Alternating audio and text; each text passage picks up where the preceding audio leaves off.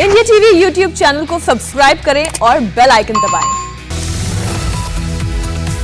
नमस्कार, मैं हुसैन रिजवी। नमस्कार, आपका बहुत स्वागत है। आपके साथ मैं हूं ज्योत्सना पाटिल। सुबह के 9 बजे हैं और हम आपके लिए लेकर आए हैं सुबह 9 बजे की 9 बड़ी खबर, जिसमें आज हम आपको दिखाएंगे कोरोना से बेहाल देश के उन 4 राज्यों का हाल जहां कोरोना का जबरदस्त विस्फोट हुआ है। साथ ही महाराष्ट्र में ब्रेक द चेन का कितना असर आज सुबह से दिख रहा है और दिखाएंगे आपको कोरोना पर दिल्ली के मुख्यमंत्री और एलजी ने क्यों बुलाई इमरजेंसी मीटिंग। और आपको लिए चलेंगे लखनऊ और जयपुर और बताएंगे वहां कोरोना विस्फोट के बाद अब कौन सी नई पाबंदियां लगने वाली हैं।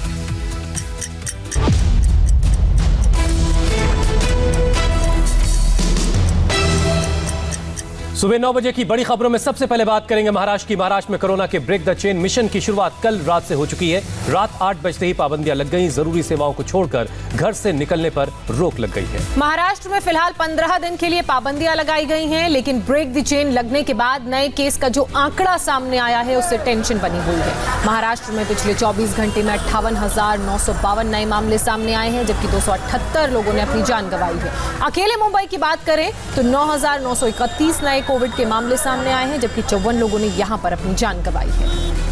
तो महाराष्ट्र का ये आंकड़ा हम आपको बता रहे हैं, लगभग 59,000 के आसपास जो कोविड के मरीज हैं वो यहां से सामने आए हैं। 2 तस्वीरें, एक देखिए ब्रेक द चेन को लेकर तैयारियां का जब ऐलान किया गया उसके बाद किस तरीके का पहला दिन रहा। हम आपको दादर की मंडी की तस्वीर दिखा रहे हैं जहां लोगों की भीड़ उमड़ी हुई है, तो वहीं रेलवे स्टेशन में भी कुछ इसी तरह की तस्वीर है। महाराष्ट्र में पिछले 24 घंटे में 58,952 नए केस रिपोर्ट हुए, जबकि 278 लोगों की मौत हुई है। अब आपको दादर सब्जी मंडी की तस्वीरें हम दिखा रहे हैं, जिसे देखकर आप सोचेंगे कि क्या वाकई महाराष्ट्र में लॉकडाउन है। रोज की तरह भीड़ नजर आ रही है। हमारी संवाददाता नम्रता दुबे ने वहां का जायजा लिया और तस्वीरें भेजी हैं, देखिए। महाराष्ट्र सरकार ने ब्रेक द चेन नाम से एक मुहिम शुरू की है, जिसके तहत पूरे राज्य भर में लॉकडाउन भी लगाया गया है और 144 जो है वो दिन भर लागू रहेगा। ऐसे में दादर सब्जी मंडी की तस्वीर इसके पूरी तरह विपरीत है। ये तस्वीरें हम आपको दिखा रहे हैं आज के दिन की, जबकि पूरे राज्य में जो है लॉकडाउन कल शाम से ही लगा दिया गया है। बावजूद इसके ये तस्वीरें बहुत कुछ कहती हैं, बहुत सारे बड़े सवाल खड़े करती हैं, क्योंकि जो तस्वीर हम आपको दिखा रहे हैं ये तस्वीर आज सुबह की है। तो ये तस्वीरें हम आपको दिखा रहे हैं दादर सब्जी मंडी की। धारा 144 जो है वो लागू की गई है। इसके तहत 5 से ज्यादा लोग किसी भी जगह पर इकट्ठे नहीं हो सकते। हालांकि राज्य सरकार ने सब्जी बेचने पर बिल्कुल भी रोक नहीं लगाई है। लोग जो है सब्जी बेच सकते हैं और बिना भीड़ किए जो सब्जी है वो लोग खरीदने भी आ सकते हैं, लेकिन इस तरह बाजार लगाना, भीड़ भाड़ करना, 5 से ज्यादा लोगों को इकट्ठा करना, उस पर पूरी तरह पाबंदी है। और ये जो तस्वीर है ये दादर सब्जी मंडी की है, रोज की है। सर, आपका मास्क क्यों नीचे है? अभी तक लोगों का रवैया नहीं बदला है। सरकार ने कई तरह की पाबंदियां लगाई हैं। सरकार ने पाबंदी लगाई है, सब्जी आप बेच सकते हैं लेकिन भीड़ भाड़ नहीं करना है। मार्केट रहेगा वहाँ भीड़ होएगा ही। अच्छा, तो सरकार को मार्केट के लिए कुछ निर्देश देने चाहिए था, आपको लगता है पहले बोल देना चाहिए था? पहले बताना चाहिए ना, कहीं हम लोग दूसरे जगह शिफ्ट होते। अच्छा। अब जहाँ लगा रहे हैं वहाँ तो लगाएंगे ही ना। पुलिस आती है, क्या कुछ बोलती है आप लोग? हाँ, पुलिस जब आती है तो कुछ हटा भगाती है, फिर बीएमसी वाला आता है, मार्ग भगाता है, फिर हम लोग फिर लगाता है। तो दादर सब्जी मंडी के विक्रेता की बात हम आपको सुना रहे हैं। उनका कहना है कि पुलिस भगाती जरूर है, हम फिर लगाते हैं। उस पर भी किसी को कोई संकोच नहीं कि कोरोना का बढ़ता खतरा है। मुंबई में एक दिन में 9,931 केस सामने आए, जबकि 54 लोगों की जान चली गई। मुंबई की बात करें तो मुंबई में कोरोना के इस विस्फोट के बाद ब्रेक द चेन के साथ साथ बीएमसी ने नई गाइडलाइंस भी जारी की हैं, जिसमें आम लोगों को तो घर पर ही रहने को कहा गया है, जबकि जरूरी सेवाओं से जुड़े लोगों को बाहर निकलने की इजाजत दी गई है। मुंबई के बाकी इलाकों में इस वक्त नई गाइडलाइंस का कितना असर दिख रहा है, ये जानने के लिए सीधे चलते हैं संवाददाता नम्रता दुबे के पास, जो सुबह से ही रिपोर्टिंग कर रही हैं। नम्रता, हमने आपकी दादर की रिपोर्ट देखी, भारी भीड़ वहां नजर आ रही है। मुंबई के बाकी इलाकों की बात करें तो वहां का क्या हाल है, बताइए।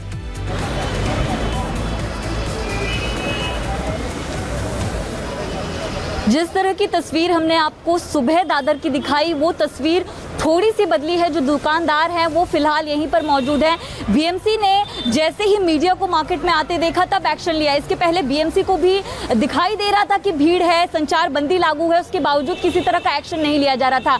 अब आप देख सकते हैं कि पुलिस की जो जीप है वो लगातार अनाउंस कर रही है, लोगों को भीड़ भाड़ कम करने के लिए कहा जा रहा है, बार बार बताया जा रहा है संचार बंदी लागू है। लेकिन इसके पहले जब लॉकडाउन लागू हुआ था तो तस्वीर कुछ अलग थी, सड़कें पूरी तरह सुनसान थी। लेकिन अगर आपको सड़कों की तस्वीरें मैं दिखाऊं तो आपको यहाँ पर सिर्फ लोग ही लोग नजर आएंगे, क्योंकि लोग अभी भी गंभीरता से नहीं ले रहे हैं। मुंबई में जब हम लोगों को सवाल पूछते हैं कि लॉकडाउन लगने वाला है, संचार बंदी लग चुका है, तमाम पाबंदियों के बावजूद लोग जिस तरीके से बाहर नजर आ रहे हैं, हम उम्मीद करते हैं कि जो सख्ती है उसका असर जल्द दिखाई दे, ताकि ब्रेक द चेन जो मिशन है वो अपने मकसद में कामयाब हो सके। बहुत बहुत शुक्रिया नम्रता हमारे साथ जुड़ने के लिए।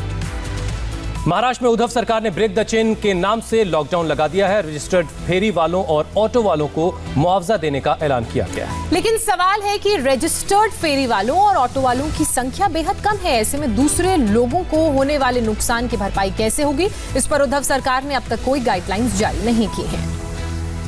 मुंबई का हाल आपने देखा और अब आपको लिए चलते हैं दिल्ली, जहां से बड़ी खबर आ रही है। पिछले 24 घंटे में दिल्ली में रिकॉर्ड 17,000 से ज्यादा नए केस सामने आने के बाद हड़कंप मचा। हड़कंप ऐसा कि मुख्यमंत्री अरविंद केजरीवाल आज उपराज्यपाल के साथ बैठक करने वाले हैं। सवाल उठ रहा है कि क्या महाराष्ट्र के बाद अब दिल्ली में भी नए नाम से कोई लॉकडाउन लगने वाला है।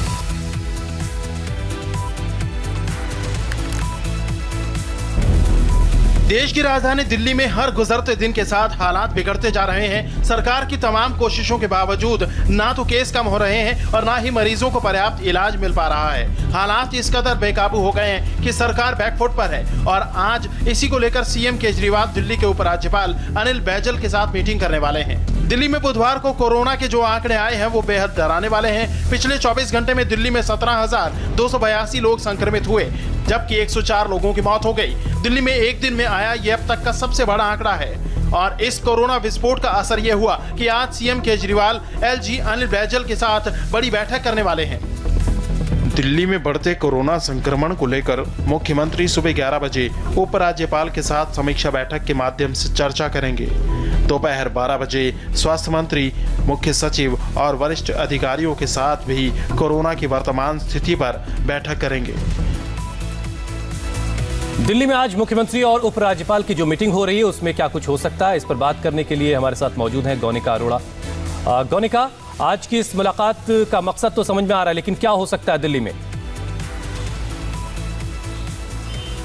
देखिए, बिल्कुल मुलाकात का मकसद यही है कि दिल्ली में जिस तरीके से हालात बेकाबू होते जा रहे हैं, सरकार तमाम कोशिशें कर रही है, नाइट कर्फ्यू तक लगाया गया है, लोगों से बार बार ये कहा जा रहा है कि सोशल डिस्टेंसिंग का पालन करें, मास्क पहने, लेकिन उसके बावजूद कोरोना के मामले लगातार बढ़ रहे हैं और सबसे ज्यादा मामले आज सामने आए हैं। 17,000 से ज्यादा ये मामले सामने आए, 104 लोगों की मौत हुई है। ऐसे में अब दिल्ली सरकार अब किस तरीके से इस पूरे कोरोना की स्थिति पर काबू पाएगी, इसी के लिए आज उपराज्यपाल से बैठक दिल्ली के मुख्यमंत्री अरविंद केजरीवाल करेंगे। उस बैठक में तमाम चीजों पर चर्चा की जाएगी। हालांकि इससे पहले अरविंद केजरीवाल ये कह चुके हैं कि दिल्ली में लॉकडाउन नहीं लगेगा, लेकिन अब आगे पाबंदियां और किस तरीके की होंगी, क्या दिल्ली में जो नाइट कर्फ्यू है उसका वक्त बढ़ाया जाएगा या फिर भीड़ भाड़ वाली जगहों पर लोगों को जमा नहीं होने दिया जाएगा, मार्केट्स में किस तरह की पाबंदियां होंगी वो देखना या फिर महाराष्ट्र की तरह हाल होगा, लॉकडाउन की जगह नए नाम से यहाँ पर पाबंदियां होंगी। बहुत शुक्रिया गौनिका आपका तमाम जानकारी के लिए। दिल्ली के बाद अब बात राजस्थान की, जहां कोरोना ने बड़े जंप ने गहलोत सरकार को हिलाकर रख दिया। पिछले 24 घंटे में 6,200 से ज्यादा नए केस मिले हैं और 29 लोगों की जान गई है। कोरोना संक्रमण फैलने के बाद अब गहलोत सरकार ने भी महाराष्ट्र और दिल्ली की तरह कड़े फैसले लिए हैं, जिसका असर आज से दिखना शुरू हो जाएगा। राजस्थान में बेकाबू होते कोरोना वायरस के संक्रमण की दूसरी लहर पर ब्रेक लगाने के लिए गहलोत सरकार 16 अप्रैल से नई गाइडलाइन लागू करने जा रही है। ये गाइडलाइंस शुक्रवार सुबह से लागू होकर 30 अप्रैल तक लागू रहेंगी। गहलोत सरकार ने जो नई गाइडलाइंस जारी की हैं, उसके मुताबिक 16 अप्रैल से 30 अप्रैल तक राज्य के शहरी क्षेत्रों में नाइट कर्फ्यू लागू रहेगा। शाम 6 बजे से सुबह 6 बजे तक बाजार, दफ्तर सब बंद रहेंगे। दुकानदारों को अपनी दुकानें 5 बजे तक बंद कर देनी होंगी। स्कूल, कॉलेज, कोचिंग संस्थान 30 अप्रैल तक बंद रहेंगे। सरकारी दफ्तर भी शाम 4 बजे तक ही खुलेंगे। राजस्थान सरकार की गाइडलाइंस में इस कर्फ्यू के दौरान कुछ राहत भी दी गई है। इन्हें नाइट कर्फ्यू के दौरान पास की जरूरत नहीं होगी। नाइट शिफ्ट में काम करने वाली फैक्ट्रियां, IT कंपनियां, केमिस्ट शॉप, विवाह समारोह, बस स्टैंड, रेलवे स्टेशन और एयरपोर्ट से आने जाने वाले पैसेंजर। स्थिति बहुत गंभीर होती चली जा रही है। दिन प्रतिदिन लोगों के जहन से वो खौफ निकल गया है, लेकिन वो वायरस गया नहीं है और नए नए स्ट्रेन डेवलप हो रहे हैं। इसके अलावा सरकार ने निर्देश दिए हैं कि सभी धार्मिक स्थलों पर पूजा पाठ प्रबंधक कमेटी ही करेगी। भक्तों को अंदर जाने की इजाजत नहीं होगी।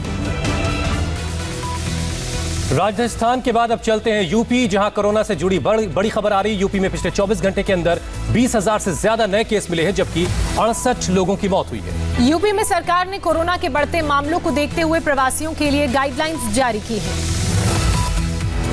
लखनऊ के व्यापारियों ने तय किया है कि वो आज से 18 अप्रैल तक अपनी दुकानें बंद रखेंगे। लखनऊ ट्रेडर्स एसोसिएशन के मुताबिक हजरतगंज, यहियागंज, अमीनाबाद, चौक मार्केट और सर्राफा बाजार को बंद रखा जाएगा।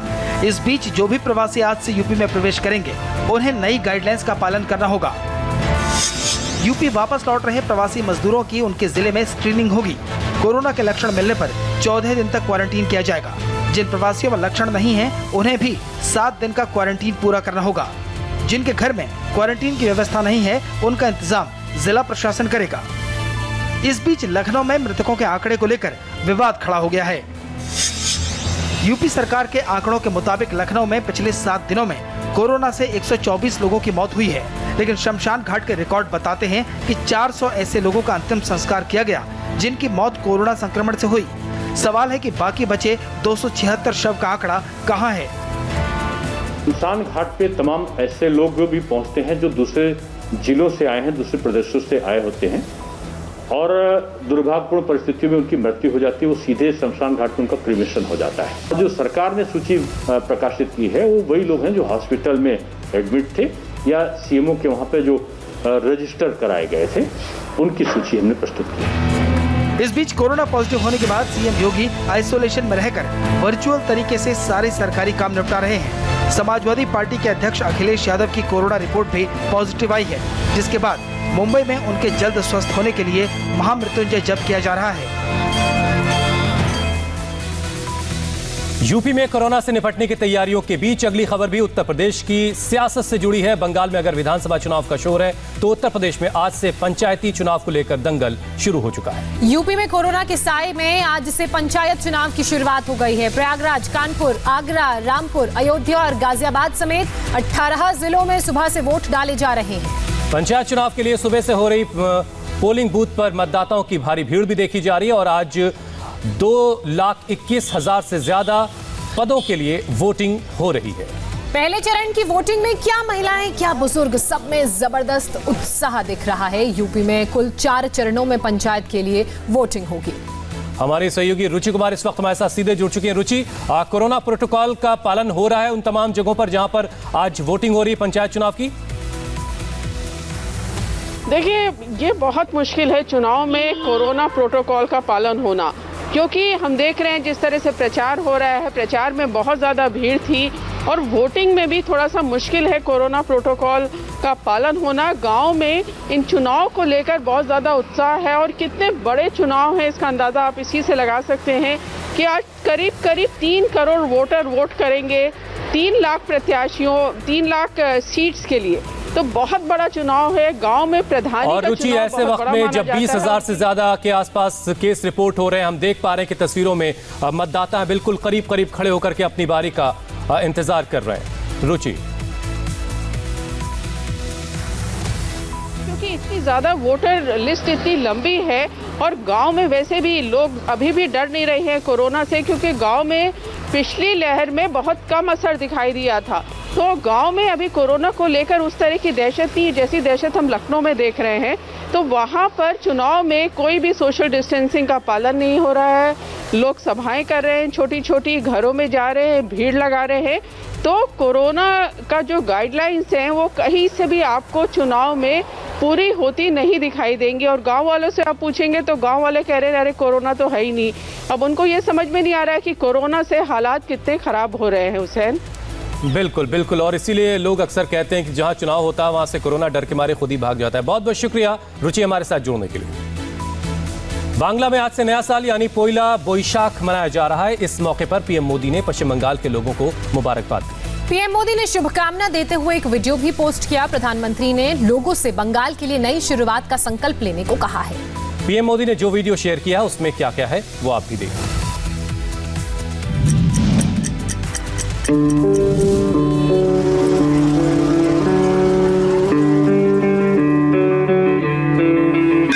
একটা নতুন সকাল এলো দূর হলো ভয় পদ্ম ফুল আনবে প্রভাত নিশ্চয় একটা নতুন সকাল এলো দূর হলো ভয় পদ্ম ফুল আনবে প্রভাত নিশ্চয়। 9 बजे की 9 बड़ी खबर में फिलहाल इतना ही। वक्त हमारे लिए एक छोटे से ब्रेक का है। ब्रेक के बाद दिखाएंगे कोरोना काल में बीजेपी नेता की लापरवाही की तस्वीरें।